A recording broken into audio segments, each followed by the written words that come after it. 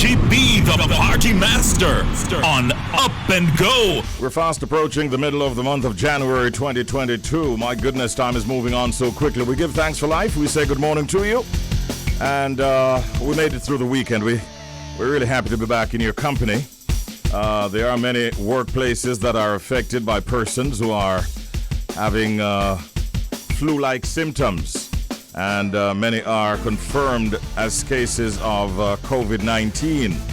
After all, the figures, the last one we heard was 1,499 new cases in a 24-hour span. So we are giving thanks. My team is in the building. DJ Audley, good morning to you. Good morning, Richard Rainford. Good morning, Romaine. And good morning, Jody. My name is Richie B. Good morning and welcome. This is Up and Go. We go until 11 o'clock. It's now time for WTF, What the Fact. And this morning, an interesting one, as I promised you. A fisherman in the Philippines discovered a pearl weighing 34 kilograms or 75 pounds.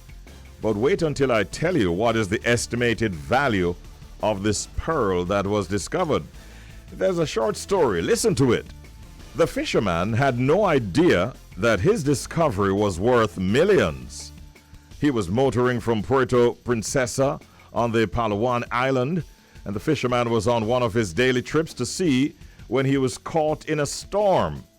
As the story goes, the anchor of his boat got stuck on a giant clam. When he swam to free the anchor, he was surprised to find a large pearl inside the clam. The pearl is 30 centimeters wide, or about 1 foot, 60 centimeters long, or about 2.2 feet, and it weighs approximately 34 kilograms, or 75 pounds. Let's get to the value. Well, what happened is that he brought the pearl home and kept it under his bed like a good luck charm for about 10 years. This is an interesting story, and that was since 2006. And then, when he planned to move to a new place, he brought the pearl for safekeeping to his aunt, and that was in the year 2016. Now, at the time, his aunt, whose name is Eileen Cynthia Magay Amwara, worked as a tourism officer. She convinced him to let her put the pearl on display and certify its authenticity. Well, voila!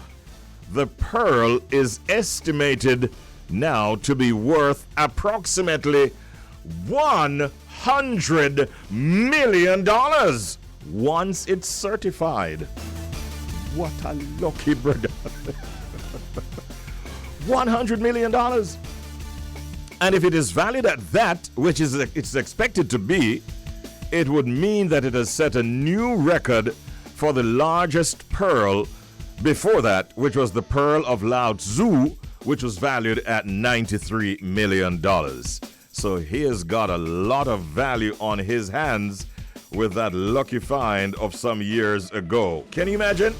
My God, $100 million. So one of the biggest stories in the world of sports is obviously what's going on with Novak Djokovic down there inside of Australia. If you haven't heard by now, the very latest that we have is that he has won a court battle that overturns the cancellation of his Australian visa. So there's victory for him there. His lawyers argued that the cancellation was unreasonable, and the judge in Australia, let's put it another way, the Australian judge agreed. And the latest reports we have suggest that a car with tinted windows was seen leaving the offices of Novak's attorneys. But even at this minute, he's yet to make a public appearance. One thing is being looked at, though, and that is the fact that the immigration authorities, even the immigration minister in Australia, still, they say, has the powers to recancel the visa and, in fact, deport the tennis player.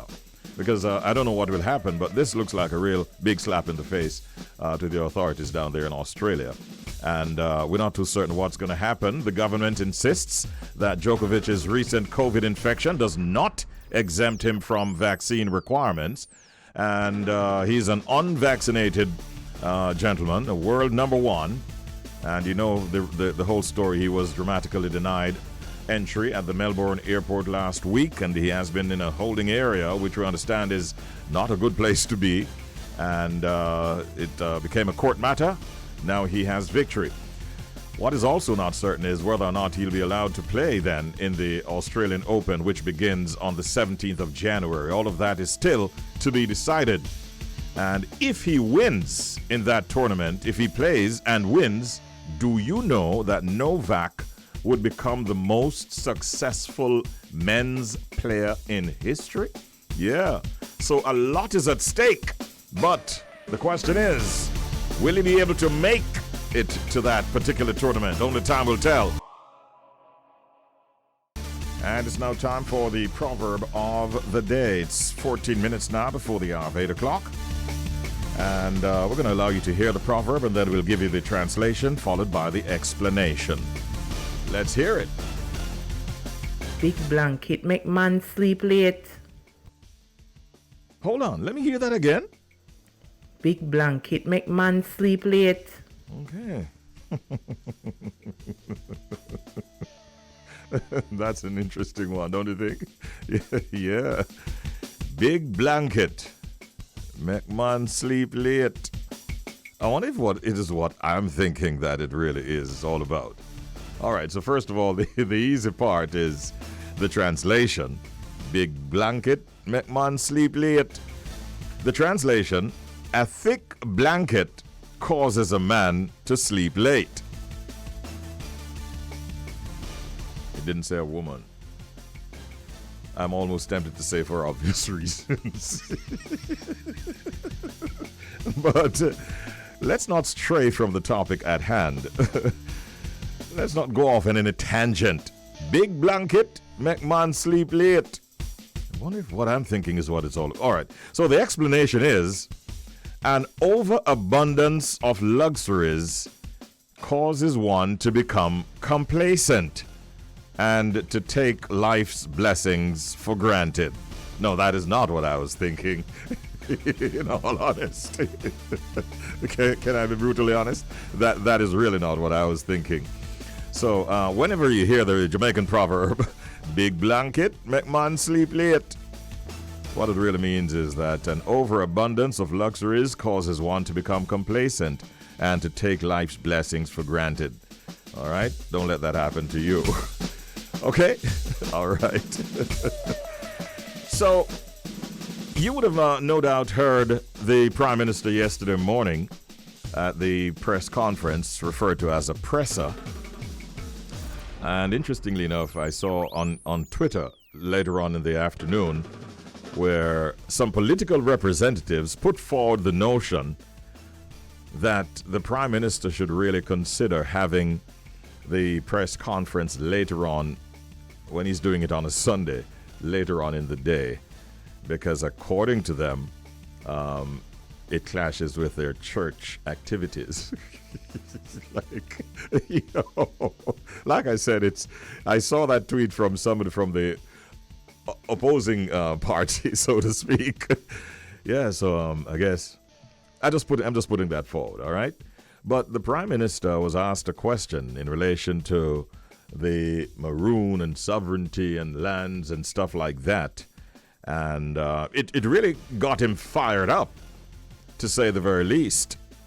And he had this response to the question that was asked. Here's the Prime Minister as of yesterday. I said earlier that there are some threats that the average citizen looking on might think it is innocuous, it is popular, and take a liking to it, because the discussions that are held in places that should know better does not highlight the threat. Jamaica is a unitary, sovereign state. There is no other sovereign authority in Jamaica other than the government of Jamaica. I want that to be absolutely clear. None. And under my leadership, not 1 inch of Jamaica will come under any other sovereign authority. What you are asking would be another for the government of Jamaica to fund, take taxpayers' money and grant funds to fund another government. This is not a government saying they are a local government, a parish council government, which is under our constitution. Are you crazy? Really? Do you know what you're asking? This is the stuff of how guerrilla wars come and states break down. Wake up, Jamaica. Don't court foolishness and problems. Wake up. People have died as a result. And you expect me to stand here as Prime Minister and fund activities that could lead to the breakdown of our state? Never. So once I heard the Prime Minister making that statement during the press conference yesterday morning, immediately I started saying to myself, okay, I want to hear what the Maroon Chief, the Colonel, has to say about this. Because obviously, Prime Minister Holness would have slapped down the Maroon self-government claims. And as the day progressed, and being one who seemingly is not afraid to take on any challenge whatsoever as a true Maroon, by late afternoon, the message started circulating that the chief is going to be making a public address later in the evening. And we rallied the troops and we got some help at home. And I have to share with you a little slice of what Chief Richard Curry said in response to the Prime Minister's utterances earlier in the day, as he slammed the Prime Minister, saying that Jamaica is not a unitary sovereign state. Here's what Chief Curry had to say. Their true history and stop blaming the Maroons as traitors. Then the truth will be able to surface for the multitude to see. Today, in this era of time, it is globally accepted that nations have a reciprocal relationship as it deals with extradition. So when one reads the treaty, it's not hard to see that Jamaican citizens who were slaves at the time under the British Empire had a choice to join the Maroons under Kodjo or his successors and be protected. Those who were fugitives from criminal activities or wanted to disobey the treaty agreement would be returned, similar to how extradition works today. This is Clause 6 of the treaty. There are 2 types of people on the island. Those who are willing to be righteous at all costs and defend their estate from theft, and those who remain as house slaves and gatekeepers for the corruption of leaving the Maroons out in 1962. Each person on this island must decide who they are. The world is watching. Our ancestors are watching. The Most High is watching. Therefore, in closing, Mr. Holness, I say this to you. We, the Maroons of Cockpit Country, descendants of the first people of the archipelago now called Jamaica, would like to remind you of a few things. Jamaica is not a unitary sovereign state. Elizabeth II of House of Windsor is your queen and sovereign. Jamaica is simply fully responsible in Elizabeth's Commonwealth. 2, you are a signatory to the United Nations Declaration on the Rights of Indigenous People. Please go read this. You are an intelligent man. Jamaica has an extensive external debt and is constantly begging, so you rely on other sovereign nations. In other words, you are receiving funding from others. So please consider human and indigenous rights before you end up defunded as well. Number 4, Jamaica, as a government entity, begged for its independence. whereas the Maroons waged war for 83 years. The war is now over. The right to remit was passed to the government of Jamaica, as the British High Commissioner explained in his speech, not once, but twice, while you were sitting in front of him. I say this, please, please, let good sense prevail. Ladies and gentlemen, you heard it there from Chief Richard Curry of the Akampong Maroons. As the media had it, Holness gave a slap and Curry gave a slam. On whose side do you belong? So we are now in the second week of the year 2022. I'm sure that many of you have set goals that you would like to accomplish for this year. But many times, we tend to fall off track or we don't know where to start. This morning, though, we're joined by a life coach, a social entrepreneur, who's also Chief Training Officer at NexxStepp Lifelong Educational Services. And she's going to be sharing with us some bits of advice, really, on how to achieve our goals for 2022. I'm very pleased to have as my guest at this time, Miss Tishuana Mulling. Good morning, Miss Mullings. Good morning. And Hope you're doing well. Happy New Year. I'm doing well. How about New you? Year. I suspect you're doing well also. Excellent. Okay, wonderful to have you.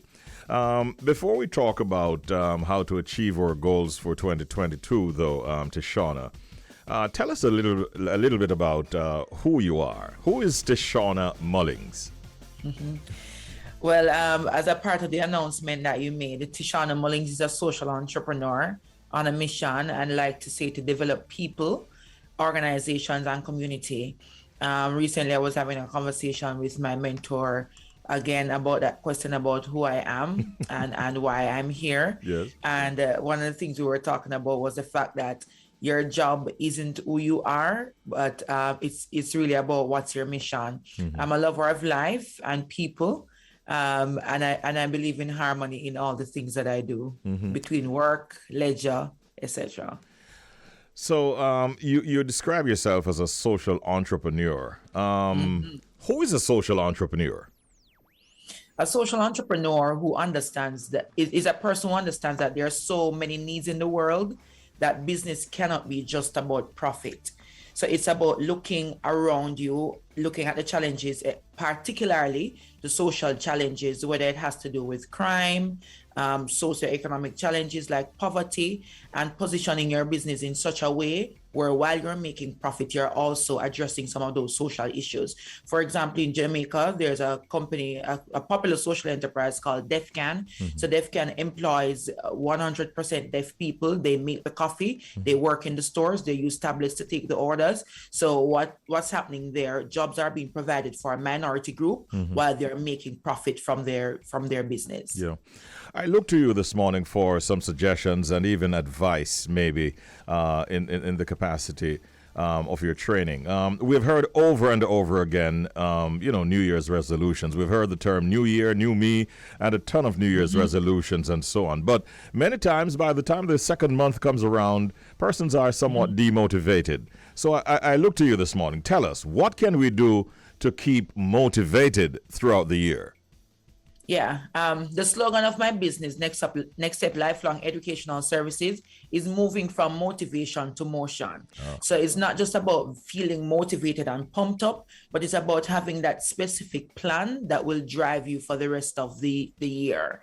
And I'm not a big believer in resolutions at the beginning of the year. I believe that you have to consistently make resolutions as you go throughout the entire year, because research shows that usually by around sometime in February, people already start slacking off with their New Year's resolution. Everybody gets into this craze, whether it's about health or wellness or wealth or financial goals, and they go crazy with the goals. Yes. But there's not like a quarterly check-in to see how you're doing. So understand that New Year's resolutions is not just about January, but checking every single quarter to see how you're doing and how you're keeping up. And as you set your goals, you look at your goals in a holistic, comprehensive way. So are you setting goals for health, for wellness, for fitness, for your relationships, for improving at work. What I did at the beginning of my year was plan out the first quarter on my job. So I took a pause and I looked at everything that I had working on at work. And in my case, I have different work portfolios. I listed all of them and I looked at what I needed to do to achieve each of my major goals. And then I made a plan. So right now I can look at every day from now until mid-year in June to see what I'm doing each day. Of course, there are spaces and places for things that may come up because that happens as well. So one of the things that people tend to do is over plan because they're so ambitious with their plans. So they want to say, I'm going to achieve this, that, and the other.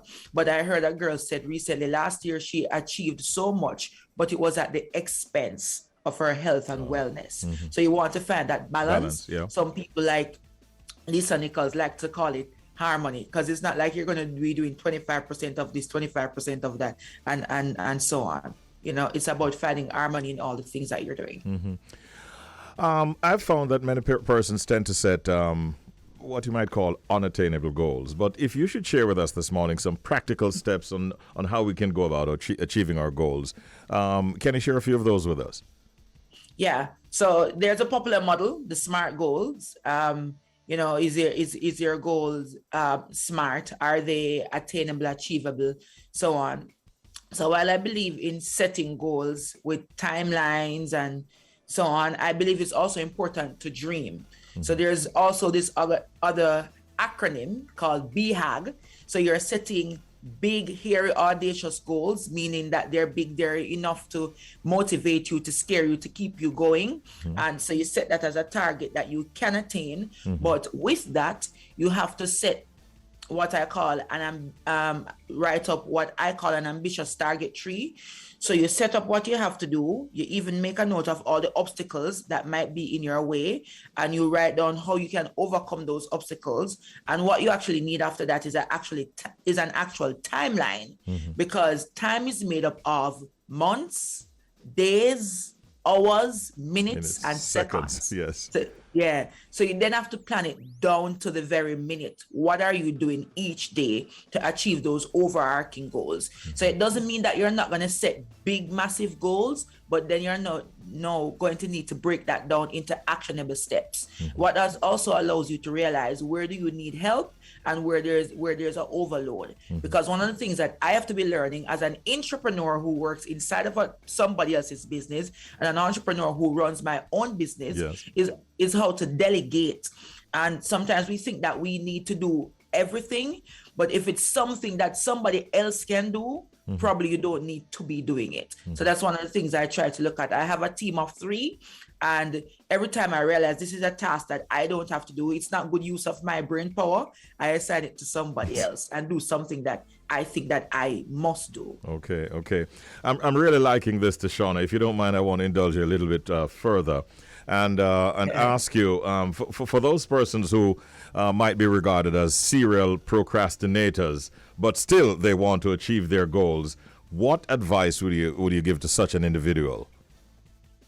Well, first of all, you have to accept where you are. So first of all, I wouldn't want you to title yourself as a serious procrastinator, because it's almost like you're accepting that label and this is who you are. You are a procrastinator. So you might be challenged with managing yourself. Many people who are into motivational speaking and personal development will say there's no such thing as time management, because time will go anyway. There's such thing as self-management. So if you realize that you're having a challenge to keep up, one of the things that I do, I have a challenge when I'm to write long papers. So like when I'm writing my master's dissertation, to sit down and to read this thing and then to write this, it's very difficult. So what I did, I set up triggers around me. So there are at least 3 to 4 persons that I tell that I have this goal that I'm struggling with. I wanted to call me, I wanted to push me, I wanted to drive me to make sure it happens. It's really good if you have people that are in your space too, that can see when you're allowing distractors and time thieves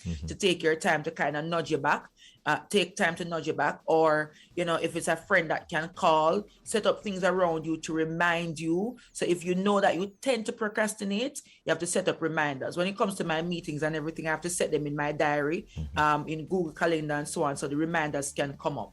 And I have my team of people, like my friends, that I'll tell them, I'll share my goals with them to say, for this month, I want to achieve this. I want you to hold me to it to make sure it happens. Because if you're truly a procrastinator, it's difficult to trust yourself to keep up with these things. So it's almost like a balancing wheel and a bicycle. You're learning to ride on your own, but you set up these people as your balancing wheels to keep you going when you're kind of slacking off and getting wobbly.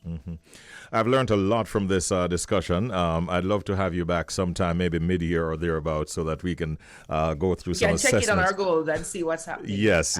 I look forward to that. Because really quickly, success can be the enemy of greater success.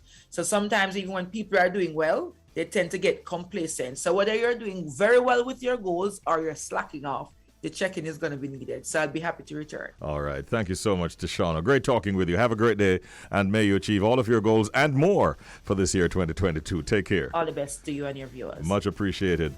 All right. That's a chat with a lady who, as I described her, she's a life coach, a social entrepreneur, and she's also Chief Training Officer at NexxStepp. That's NexxStepp, spelled NexxStepp, Lifelong Educational Services. Great talking with Tishuana Mulling this morning. Prime Minister Andrew Holness declared Parade Gardens in central Kingston and surrounding areas as a zone of special operations, a ZOSO. The declaration was made during a virtual press conference yesterday morning at 10 o'clock. The Commissioner of Police, Major General Anthony Anderson, gave reasons for the declaration, and he shared that the area recorded some 79 murders in 2021, which is a 55% increase in murders when compared to 2020. The number of murders made the Kingston Central Division the one with the second highest increase in murders.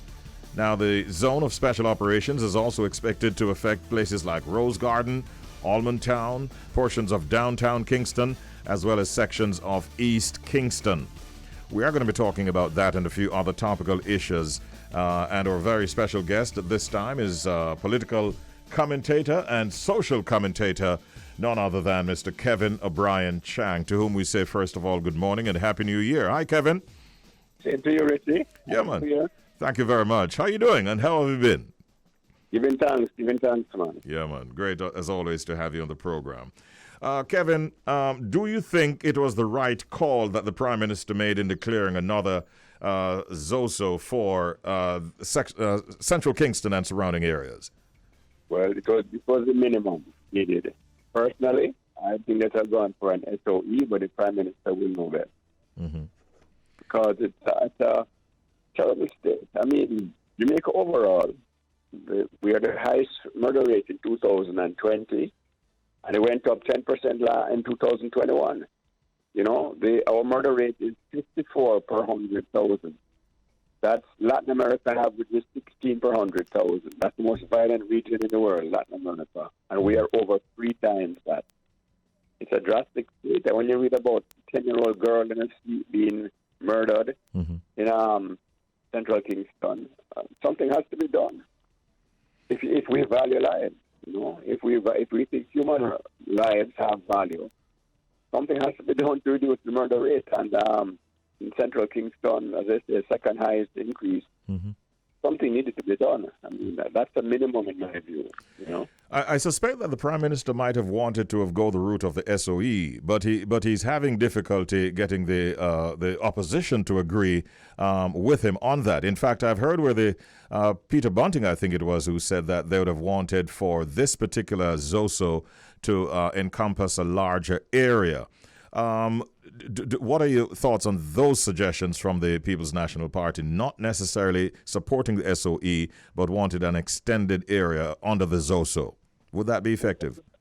Well, the Commissioner of Police was there, the head of the JDF.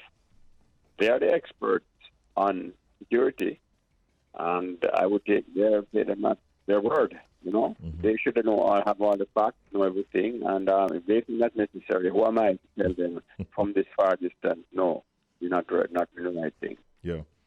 The other person all the information, all the intelligence from on the ground. So they should know best. Mm-hmm. And I say one thing about the state of emergency. The puzzling thing is that since 2010, 71% of Jamaicans wanted the SOE. They wanted it extended in 2010. 2020, the last poll on it from Don Anderson, 71% again of Jamaicans wanted the SOE and wanted it for a long-term crime-fighting measure. Mm-hmm. It's very puzzling that 71% of the populace, for over 10 years now, they want this thing, and for some reason they can't get it. Mm-hmm. 29% is overruling 71%. You know, now I don't think SOEs by themselves are enough. But Jamaican, you need a short-term, medium-term, long-term, and there are some laws which the CMOC, the Crime Management Oversight Committee, said the government promised and has not delivered. So the government has to pull up its socks and make always to the Prime Minister about getting those laws also put in place. Mm-hmm. But as a lady said to me about the SOE, look, you have a pipe, first the place is flooding, right? Yeah. Now, you know the pipes underground are all crystallized and all need replacing, yes. But the place is flooding now, you need to stop the flood. And we're flooding in blood. Mm-hmm. So I believe in the short term, we need an SOE. If it's an extended period, a year or two, why not? When France had a terrorist bombing, Mm-hmm. 2017, I believe, they had a state of emergency for 2 years straight, till they were confident things were, back to normal. And there's an argument being made by some people that this poor young black males suffer on the SOE because they get locked up. But the majority of murders in Jamaica are young black men. So after the 2018 state of emergency, murders fell from 1,600 something to 1,300. 300 lives were saved, right? Mm-hmm. For 2018, 19, 20. Majority of those are young black men. Those are the ones suffering from murder. Mm-hmm. The highest rate. So as I say, it's a way of stemming the bloodshed, and if we value life, we should want to stem the bloodshed. But as I say, we need medium and long term. The medium term, we need the ZOZOs. Those are the social amelioration, Mm-hmm. the social intervention. And of course, long term, it's a family and education problem. But as the lady said, when the place a flood, you stop the flood first and they deal with the rest. Yeah. Many people were somewhat surprised that the Prime Minister did not address the increase in COVID-19 cases during the press conference, but he did speak to the fact that there'll be no more lockdowns as part of a strategy to curb the spread of COVID-19. Your thoughts on that?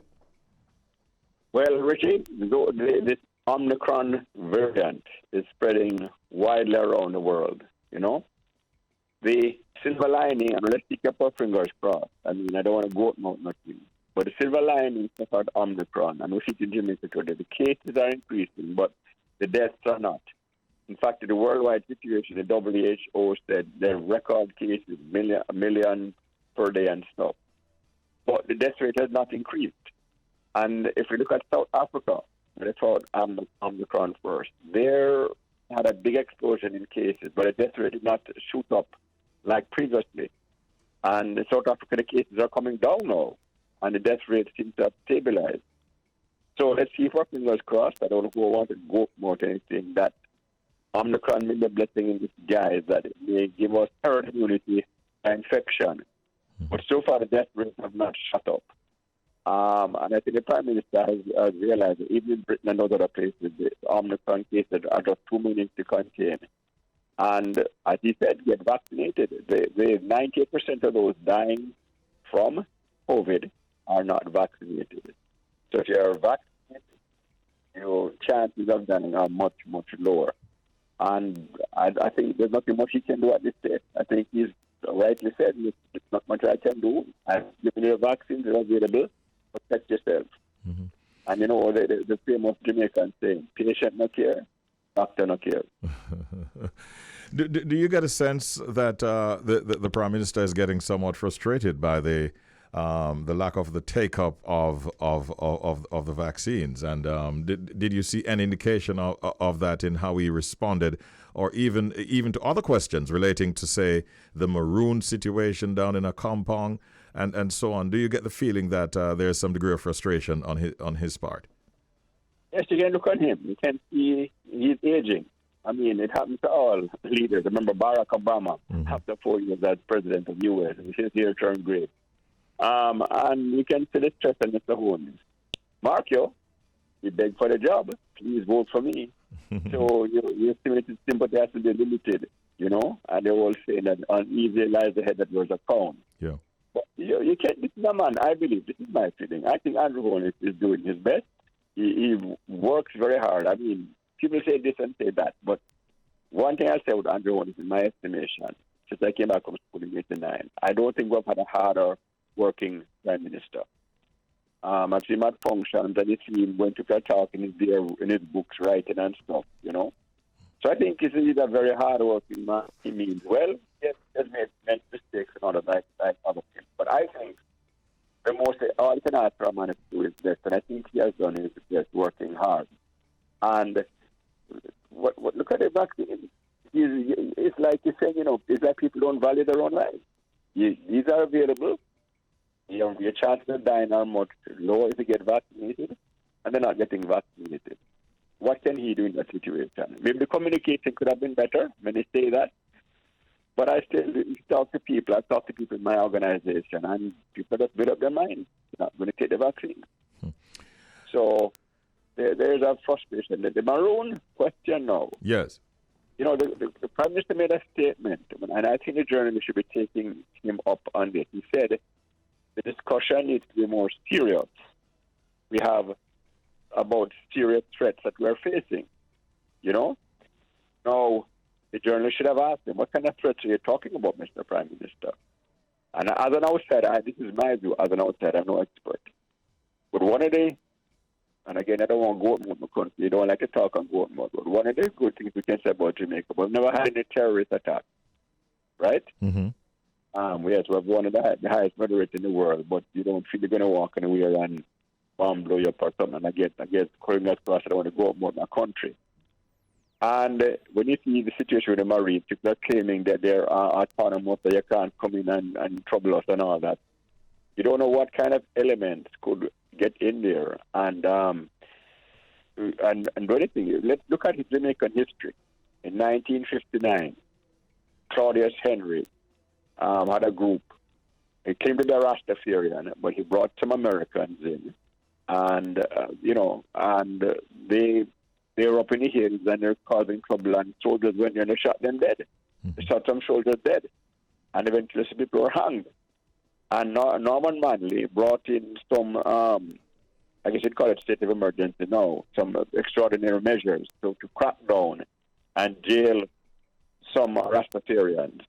And I don't think he did real Rastafarians were at fault, but he had foreign elements. And he said that these guys were infiltrating the state and bringing in foreign elements. And we have a history of that. And you would think that journalists would be asking Mr. Holness, who would have more information, what kind of threats we're facing. And just as an outsider, I look around the world, I see that Boko Haram and stuff in Nigeria and Kenya. And if I was the Prime Minister, I'd be very, very vigilant that nothing of the sort happens in Jamaica. I mean, a couple bombs and where's our tourism industry? Mm-hmm. As I said, the Prime Minister, being a Prime Minister is not a joke thing. You have to look around the world, look at all the possible problems that might happen. Now, I don't know if this is what Mr. Holness is talking about. When our Prime Minister says we need a more serious conversation about the threats that we are facing, as a journalist, I'm asking Mr. Prime Minister, what kind of threat are you talking about? I think he intimated that it could breed guerrilla warfare or something to that effect. That he. What does it say? Yeah. As I say, we in Jamaica are pretty lucky, you know. We take a lot for granted. We know guerrilla warfare, we don't know nothing about that. Terrorism, we don't know nothing about that. Right. But if you look around the world, things can happen anywhere. And you have to be vigilant. And as I said, the journalist should be asking, taking up on that, and to Mr. Holness, elaborate on this threat you're talking about. Educate the nation. Mm-hmm. What kind of serious conversation should we be having? But I don't know, looking around the world, certain things don't happen in Jamaica. We're very grateful. But does not mean that can't happen if we're not vigilant. Yeah. I want to indulge you on a few more topics, but even in the matter with the Maroons, there is some obviously disagreement between himself and the approach and the stance of the Maroons, as indicated by the chief of the Maroons in a broadcast late yesterday evening. And the subject of whether or not we're a unitary sovereign state is something that I suspect we'll be discussing for a long time to come. But time will not allow us to delve deeply into that. For readers, Stephen Bastian in the Observer yesterday wrote an article about it, about Maroons and sovereignty. So it's a good article to read. Yeah, okay, I'll check that out. And we also have, we're going to do another program on that separately. But on the matter of the impending cabinet reshuffle, Kevin O'Brien Chang, do you have any expectations? And are you also looking to the Prime Minister providing those job descriptions which were promised, I think, from 2016 as he was on the campaign trail for elections back then? What are your expectations for the cabinet reshuffle? Yes, I think he promised those cabinet, the job descriptions. You know, people make a lot of promises when they're campaigning, but we have matured, and Mr. Holness himself said only to a higher standard and new and different. So these empty promises, no. It's time Mr. Holness come and said that these are the descriptions of my ministers, and it is a timely call for that. My expectation for the shuffle is one thing I would say. Both Golding warned him. Don't waste your political capital. People are calling your government saying that the indication of corruption. I think you should take a hardline stance on any the accusation of corruption. Nothing proven, so I don't want to get anybody sued.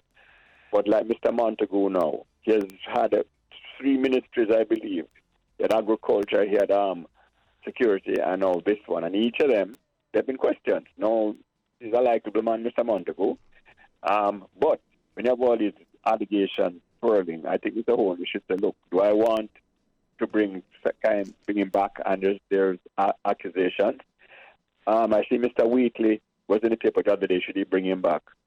And no, the public feels that, look, we want you Mr. Holness, said you're indifferent, higher standard, and we are going to hold it to a higher standard. What about Floyd Green?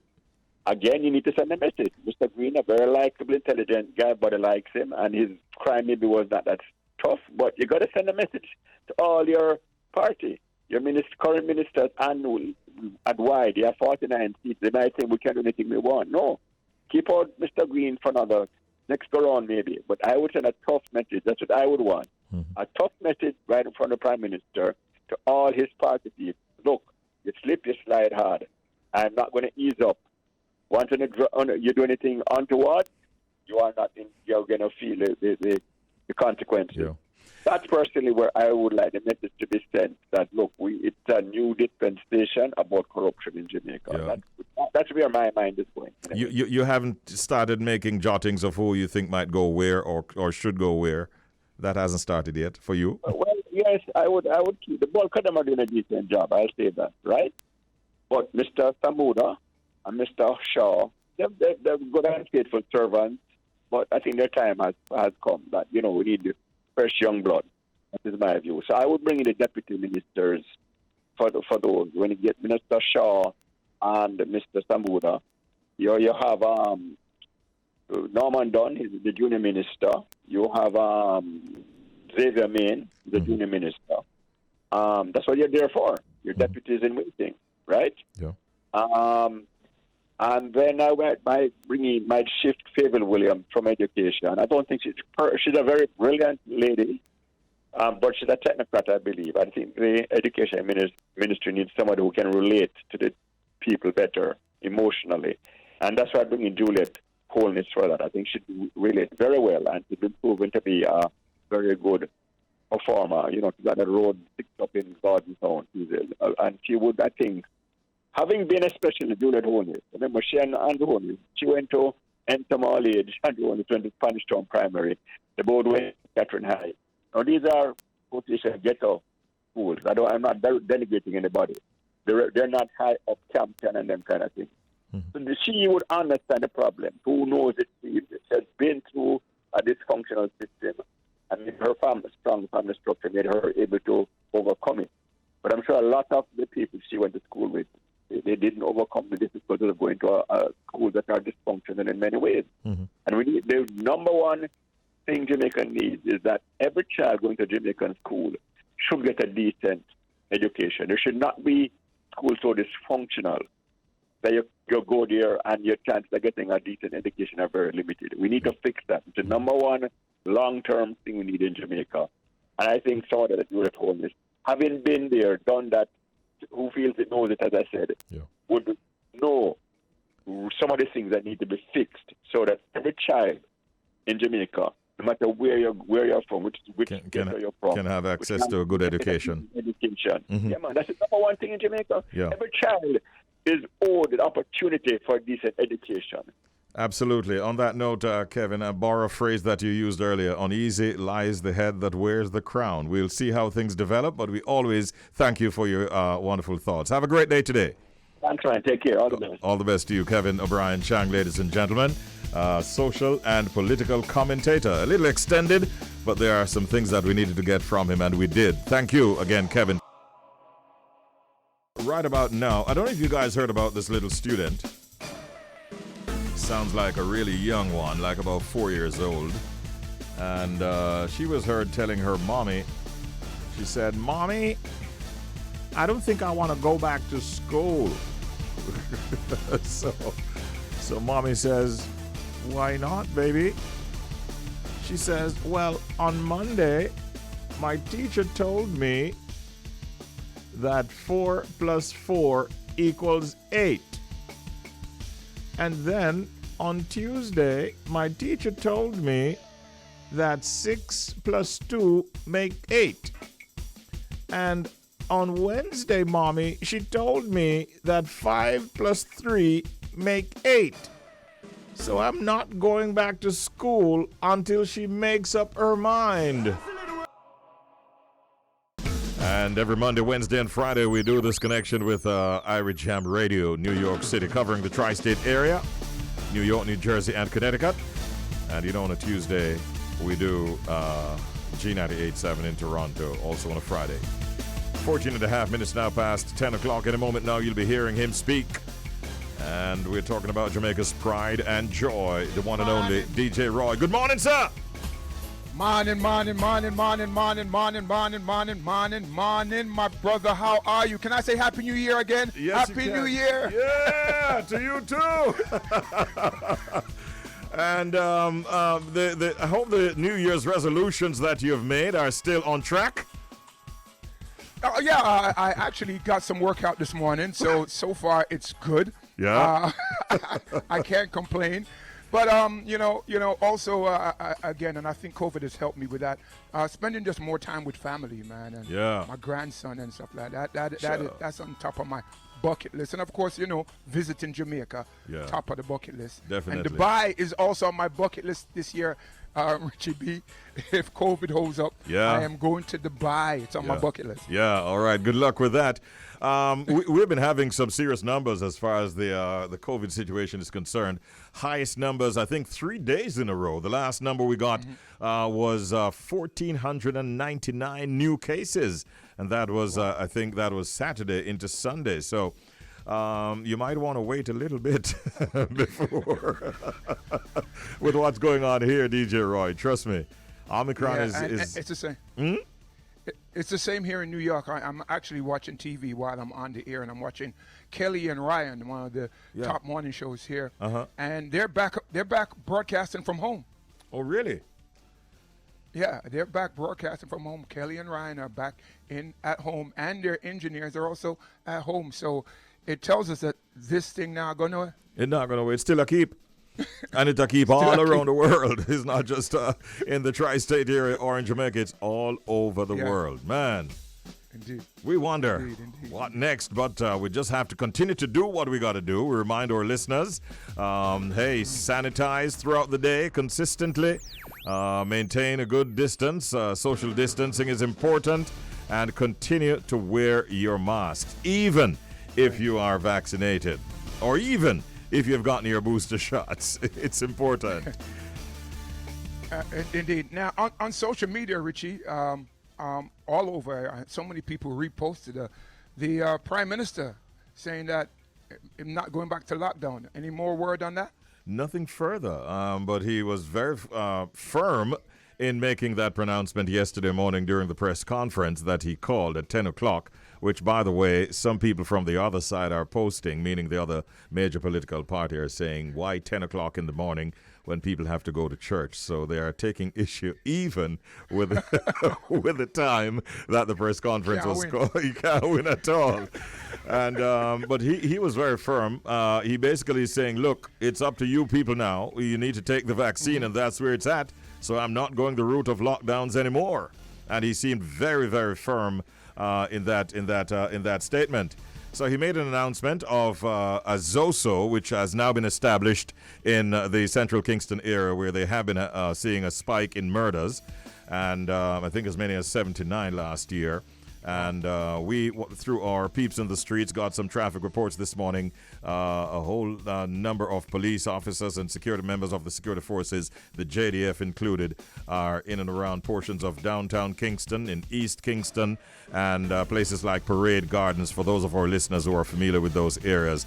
So the ZOSO that was announced yesterday is definitely on. One other item that came out in a big way in the Prime Minister's press conference yesterday was his statement when asked a question in relation to the sovereignty of the Maroons and their lands, especially in a compound, when he went on to say that, he made some statements yesterday that Jamaica is a unitary sovereign state. And by evening and by nightfall, the head of the Maroons, Richard Curry, did a broadcast himself, albeit not on free-to-air media, but on social media. And he basically says he was refuting those claims by the Prime Minister.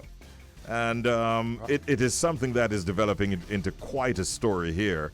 The Prime Minister was forceful in how he responded to the journalist on that matter of the Maroons and their lands and their sovereignty and so on. So that is something that I think you're going to be hearing a whole lot more about in the ensuing days.